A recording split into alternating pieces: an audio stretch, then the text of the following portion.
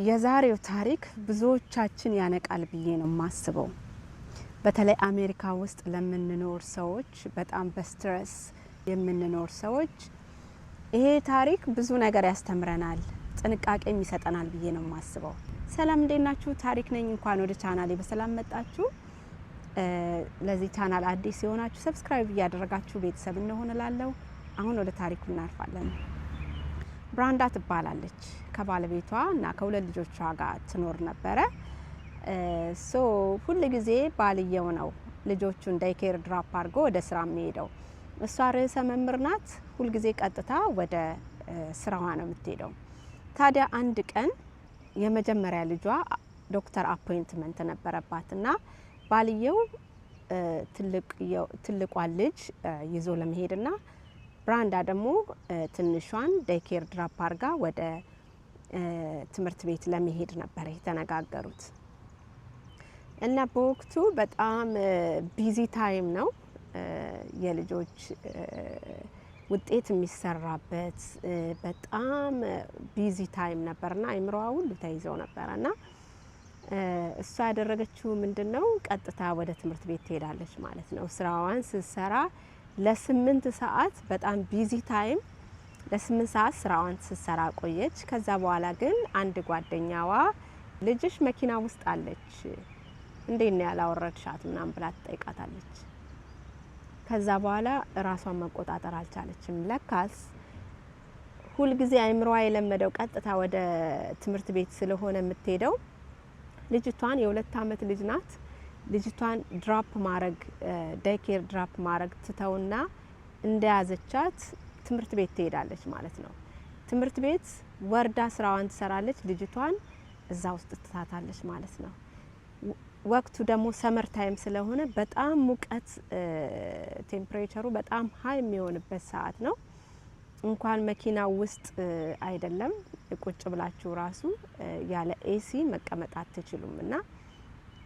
እና በዛ የተነሳ ተሯሩጠው ሲሄዱ ኦሬዲ ልጅቷ የ2 አመት ልጅ ህይወቷ አልፏል ማለት ነው። በጣም የሚያሳዝን በጣም ሙሉ አሜሪካን በዛ ወቅት አሜሪካንን ያነጋገረ በጣም በጣም በጣም የሚያሳዝን ታሪክ ሆኖ አልፏል። ይሄ ታሪክ የማይረሳ እሷን የተጠላች እናት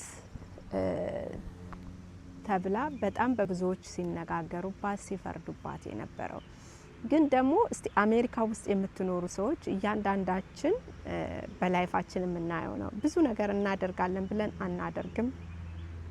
ከስትረስ የተነሳ አንዳንድ ሰው በተለይ ናይት የሚሰራ ከሆነ እኔ ራሱ ቤት የመጣው ጫማ ሳያደርጉ ይሄዱና መልሻቸው አርገው የሄዱ ሰዎች አሉ ከስትረስ የተነሳ ማለት ነው። ስለዚህ እባካችሁ ተጠንቀቁ። በተለይ ደግሞ ህጻናት ልጆች ያሏችሁ ሰዎች በጣም በጣም ከዚህ ታሪክ ትልቅ ትምህርት ትወስዳላችሁ ብዬ ነው ማስበው። እንደ ቀላል አትውሰዱት። ራሳችሁ እስቲ ስትነጋገሩ ምንድነው እንዲያድርጌ ነበር የምትሉት የሆነ ታሪክ ይኖራልና አንድ የጓደኛዬ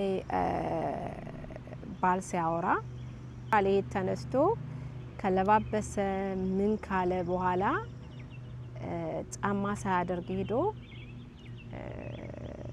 መኪና ውስጥ ገብቶ ኢቭን አልታወቀውም ወደ ፓርኪንግ ላት ራሱ ሲሄድ ማለት ነው። ካልሲ እንዳደረገ ለባብሶ ካልሲ እንዳደረገ ጫማውን ሳያደርግ ሄዶ መኪና ውስጥ ነው አለማድረጉን የተገነዘበው ማለት ነውና ተመልሶ ገብቶ ያደረገውና ብዙ ይሄማ በየጊዜው የምንሰማ ታሪክ ነው። ጫማ ሳይደረግ የሚሄድበት በጣም በየጊዜው የሚሰማ ታሪክ ነውና እባካችሁ በተለይ ደግሞ ህጻናት ልጆች ያሏችሁ ሰዎች በጣም በጣም ተጠንቀቁ። ከዚህ በፊትም ምን የምኖርበት ስቴት አበሻ ልጇ ረስታ ስቶር ውስጥ ገብታ ሰው ለፖሊስ ደውሎ እኔ ያስወጣትና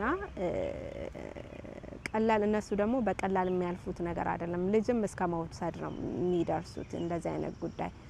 ስለዚህ ህጻናት ልጆች ያሏችሁ እናቶች አባቶች በጣም ተጠንቀቁ።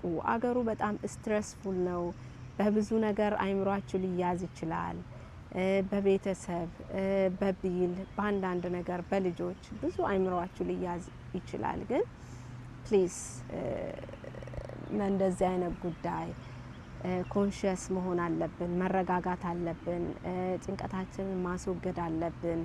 ስለዚህ የዘላለም ጸጸት እንዳይሆን በተለይ ልጆች ያሏችሁ በጣም ጥንቃቄ አርጉ። እንደ ቀላል የሚታይ ነገር አይደለም ይሄ ነገር ልላችሁ ፈልጌ ነው። ለቻናሌ አዲስ የሆናችሁ ሰብስክራይብ እያደረጋችሁ ቤተሰብ እንሁን። በሌላ ደግሞ አዲስ ቪዲዮ እስክንገናኝ ባባይ